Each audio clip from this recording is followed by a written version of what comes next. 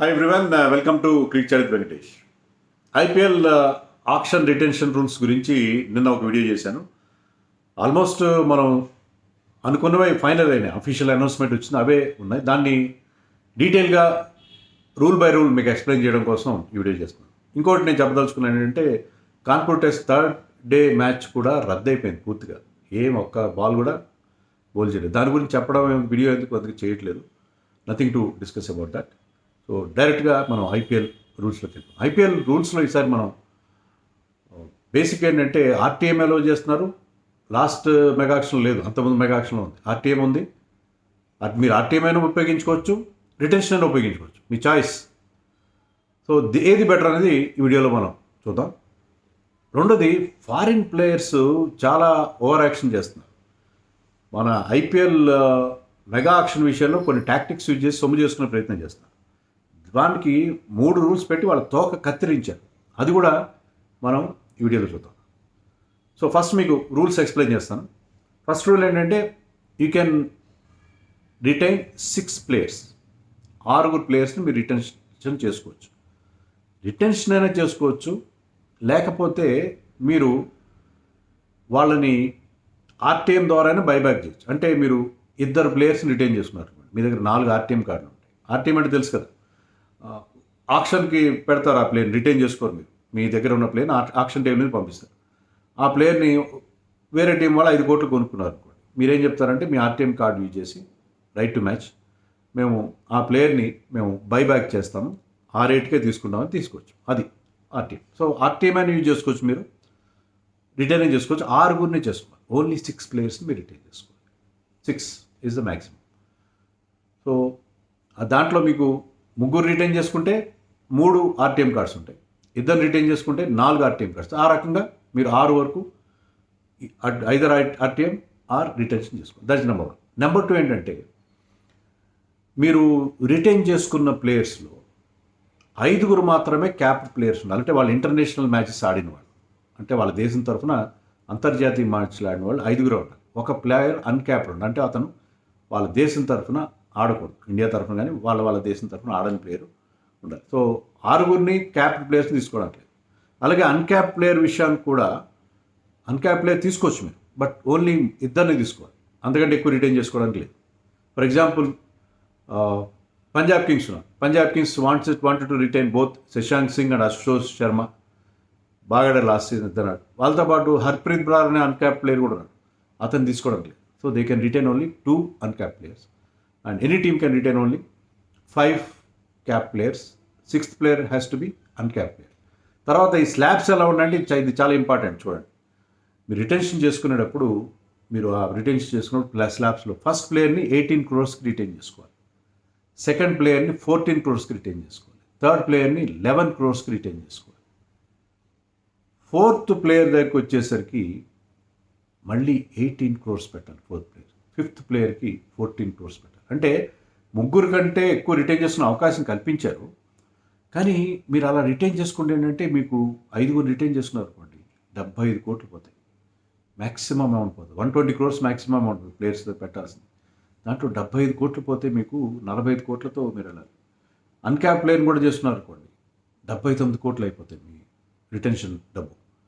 మీకు 41 కోట్లు మిగిలితే దాంతో మీరు 19 లేదా 20 ప్లేయర్స్ని తీసుకోవాలి. సో చాలా టైట్ అయిపోతుంది మీ పర్స్.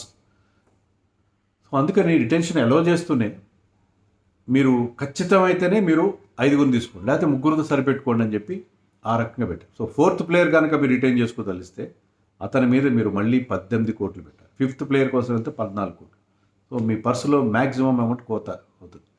సో ఇది జాగ్రత్తగా టీమ్స్ చూసుకొని చేసుకోవాలి. రిటెన్షన్ ఇచ్చారు కదా, 5 తీసుకుంటే మీరు చాలా ఇబ్బందులు పడతారు. అన్లెస్ ఆ ప్లేయర్ మీకు ఖచ్చితంగా కావాలనుకుంటే తప్ప తీసుకోకూడదు. ఆర్టీఎం కోసం వెళ్ళాలి.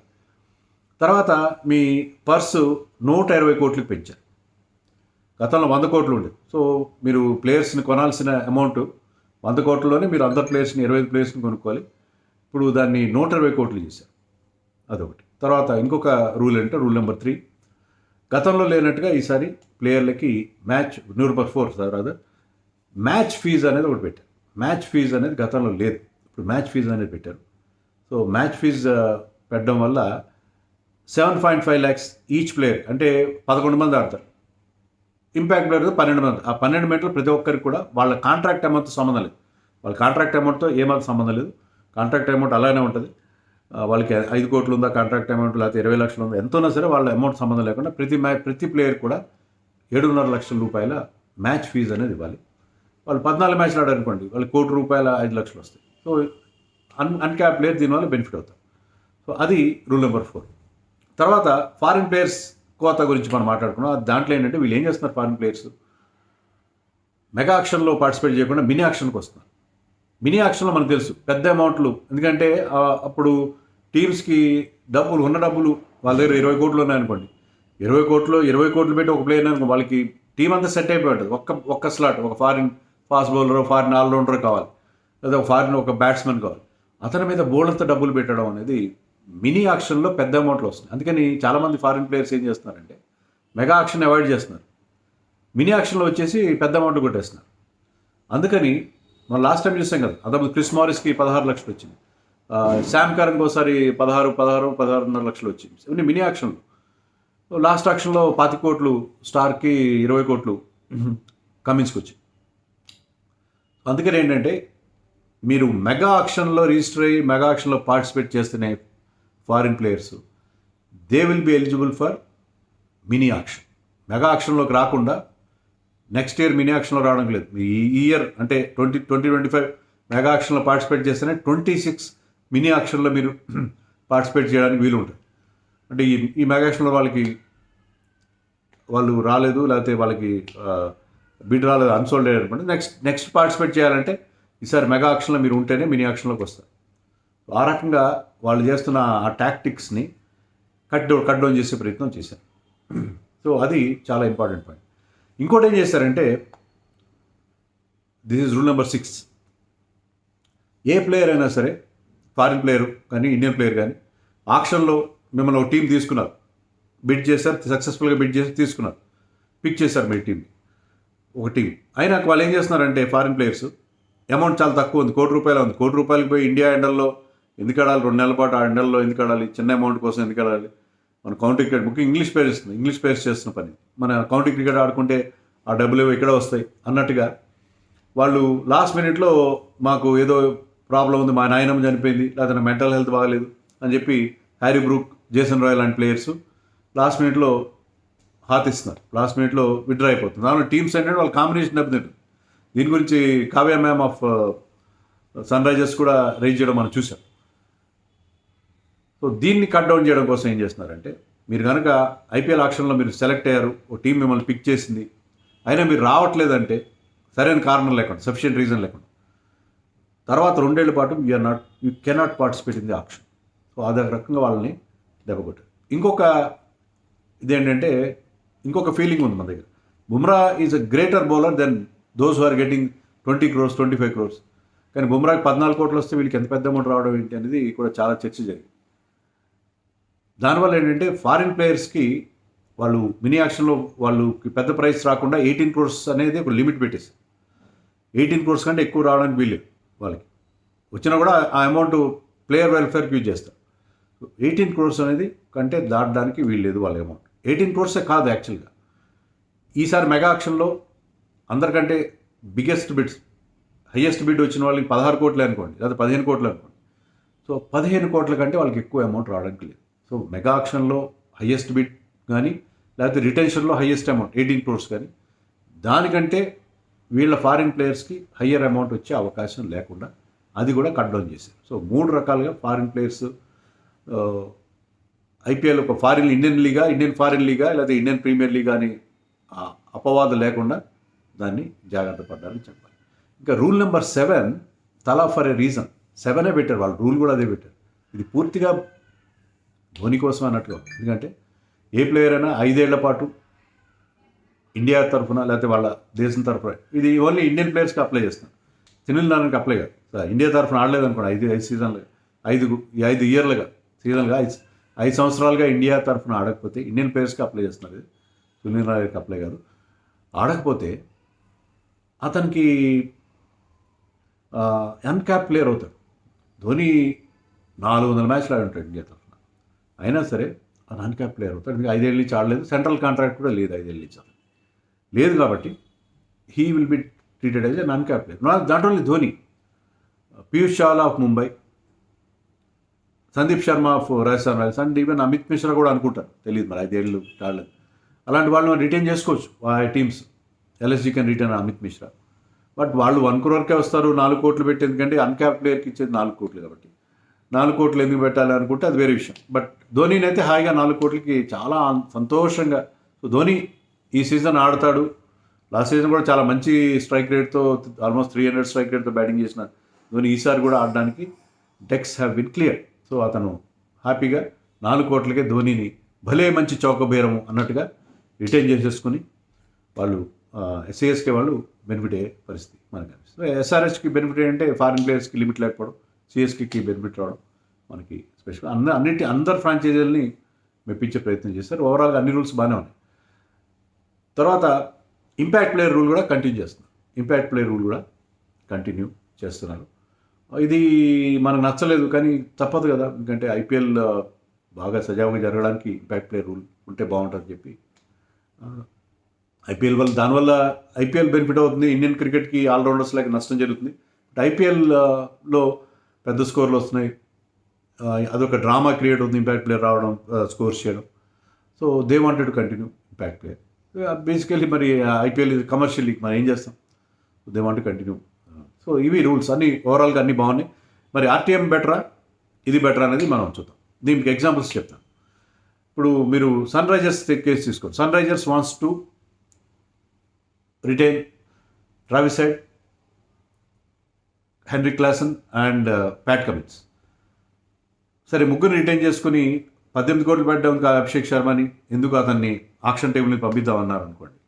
మిగతా టీంలు ఏం చేస్తారంటే కావాలని ప్రైస్ పెంచేస్తారు. గ్రంథి కిరణ్ ఇలా లేపుతూనే ఉంటాడు, అది ప్యాడ్లు లేపుతుంటాడు, ఆయన లేపి ప్రైస్ పెంచేస్తుంటారు. గ్రంథి కిరణ్ లాంటి వాళ్ళు, గ్రంథి కిరణ్ కాదు, వాళ్ళు ఏంటంటే అభిషేక్ శర్మ వాళ్ళు ఖచ్చితంగా అవసరం ఎస్ఆర్హెచ్కి, ఎందుకంటే Abhishek Sharma Travis Head opening జోడీ వాళ్ళకి చాలా key factor. So Abhishek Sharma కోసం ఎంత అమౌంట్ అని పెడతారు వాళ్ళు ఆర్టీఎం. సో మామూలుగా 18 కోట్లు ఏంటి, అతను 20 కోట్ల దాకా వెళ్ళిపోయి ఎంత పెట్టినా తీసుకుంటారు. అందులో మనం చెప్పుకున్నాం కదా, ఆర్టీఎంలో ఇంకొక ఆస్పెక్ట్ కూడా ఉంది ఈసారి. ఏంటంటే ఇంకొక ఎక్స్ట్రా ఒక successful bidder, for example Abhishek Sharma auction table మీదకి వెళ్ళాడు, ఫర్ సపోజ్ అతన్ని 5 కోట్లకి ఢిల్లీ క్యాపిటల్స్ వాళ్ళు తీసుకున్నారు. SRS side no we want to retain మా పాత ప్లేయర్ ఆర్టీఎం కార్డుతో అతను రిటైన్ చేసుకున్నారు. అప్పుడు వీళ్ళు ఇంకొక ఆఫర్ కూడా ఇవ్వచ్చు Delhi Capitals, Granth Kiran. He will say that next ఒకటే ఒక ఆఫర్, నెక్స్ట్ మేము బిడ్ పెంచుతున్నాం 5 crores కాదు 10 crores అంటే. సో 10 crores పెంచవచ్చు, అప్పుడు తీసుకోవాలంటే వీళ్ళు తీసుకోవచ్చు, లేకపోతే లేదు. సో అలా ఇంకొక కూడా, అందుకని ప్రైస్ పెంచేస్తారు. ఆ పర్టికులర్ ప్లేయర్ని వాళ్ళు ఖచ్చితంగా కావాలంటే అభిషేక్ శర్మ మస్ట్ అండ్ షుడ్గా ఎస్ఆర్హెచ్ కావాలి. సో అలాంటి ప్లేయర్ని he should not keep in the option. అప్పుడు ఏం చేయాలంటే అతన్ని మీరు రిటైన్ చేసుకోండి, తప్పదు. మీరు 18 crores పెట్టిన 4th ప్లేయర్ రిటైన్ చేసుకోండి. లేదు ఆక్షన్ టేబుల్ని పంపిస్తే will be in trouble, will be in trouble of losing him, because other teams అతన్ని బిడ్ని పెంచేస్తారు. సో రిటైన్ చేసుకోండి. అంతకైతే 5th అవాయిడ్ చేయండి. నితీష్ కుమార్ రెడ్డి సెలెక్ట్ అయ్యాడు బంగ్లాదేశ్తో ఆడడానికి, అతను ఆడతాడో లేదు తెలియదు. ఆడకపోతే అతన్ని మీరు అన్క్యాప్ ప్లేయర్గా 4 crores తీసుకోవచ్చు. అండ్ 5th ప్లేయర్ని భువీనో నటరాజన్నో తీసుకోవడం అవాయిడ్ చేసి మీరు 4 cap వేయండి. అంతే తప్ప అభిషేక్ శర్మ లాంటి ప్లేయర్ని పెట్టకండి ఆక్షన్ టేబుల్. మీకు ఆర్సీబీ ఎగ్జాంపుల్ చెప్తాను. RCB has to retain Virat Kohli, Siraj and Rajat Patidar. Indian players retain చేయాలి. ఫారిన్ ప్లేయర్స్ వాళ్ళకి అంత గొప్ప ప్లేయర్స్ లేరు. వాళ్ళు లేనందుకు వాళ్ళు ఏం చేస్తారు, వాళ్ళు పోనీ విల్ జాక్స్ కూడా చేసుకున్నారు అనుకుందాం, విల్ జాక్స్ కూడా రిటైన్ చేసుకున్నారు. విల్ జాక్స్ ఉండగా మ్యాక్స్వెల్ వాళ్ళకి సేమ్ స్కిల్ సెట్ అవసరం లేదు. మ్యాక్స్వెల్ లాస్ట్ టైం కూడా బాగా పర్ఫామ్ చేయలేదు. Maxwell is very very useful player, కానీ అతను కంపల్సరీ ఉండాలని అవసరమేం లేదు. మ్యాక్స్వెల్ని సెండ్ మంది ఆక్షన్ టేబుల్. మ్యాక్స్వెల్ని ప్రైస్ పెంచారనుకోండి, వాళ్ళకి అందనంత ప్రైస్ పెంచేశారు, leave him, go for somebody else. So అలాగే వాళ్ళు దాన్ని మేనేజ్ చేసుకోవచ్చు. అలాగే మీరు ముంబై ఇండియన్స్ నుంచి రోహిత్ శర్మ వెళ్ళిపోతున్నాడనే అనుకుందాం. వెళ్ళిపోతున్నాడు అనుకుంటే they have to retain Hardik Pandya, Suryakumar Yadav, Bumrah, SKY, Bumrah and Hardik retain చేసుకుని don't go for Ishan Kishan కోసం మీరు 18 crores పెట్టాల్సిన అవసరం లేదు. లాస్ట్ టైం అతను 15 కోట్లు పెడితేనే చాలా ఎక్కువైంది, మళ్ళీ బైబ్యాక్ చేశారు లాస్ట్ మెగా యాక్షన్లో. అలా కాకుండా మీరు ఏం చేస్తారంటే ఇషాన్ కిషన్ని ఆక్షన్లో పెట్టండి. మరీ పెద్ద అమౌంట్కి వెళ్ళిపోతే leave him, go for somebody like Abhishek Porel, Dhruv Jurel. ఇప్పుడు చాలామంది కీపర్స్, మంచి మంచి కీపర్స్ వస్తున్నారు. Ricky Bhui also can keep wickets. So ఇలాంటి వాళ్ళని మీరు తీసుకోండి. Sarfaraz Khan can keep wickets. So మీరు వీళ్ళతో వెళ్ళండి. సో మీరు వేరే ఆప్షన్ తీసుకోండి. మీరు వేరే ఆప్షన్తో మీరు కీపర్ కోసం వెళ్ళండి. Need not spend 18 crores for Ishan Kishan. So RTM ఎక్కడ యూజ్ చేయాలంటే ఆ ప్లేయర్ మేము 4 అయినా పర్వాలేదు, అతను మాకు రాకపోయినా తగ్గకపోయినా పర్లేదు అన్నప్పుడు ఆర్టీఎంకి వెళ్ళండి. లేదు ప్లేయర్ కంపల్సరీ కావాలి అభిషేక్ శర్మ లాంటి ప్లేయర్ అంటే దాన్ని గో ఫర్ రిటెన్షన్. సో ఇది గోల్డెన్ రూల్గా ఉంటుందని అనుకుంటున్నాను. సో అది నా ఉద్దేశం. మరి మీరేమంటున్నారు కామెంట్స్లో చెప్పండి. See you later.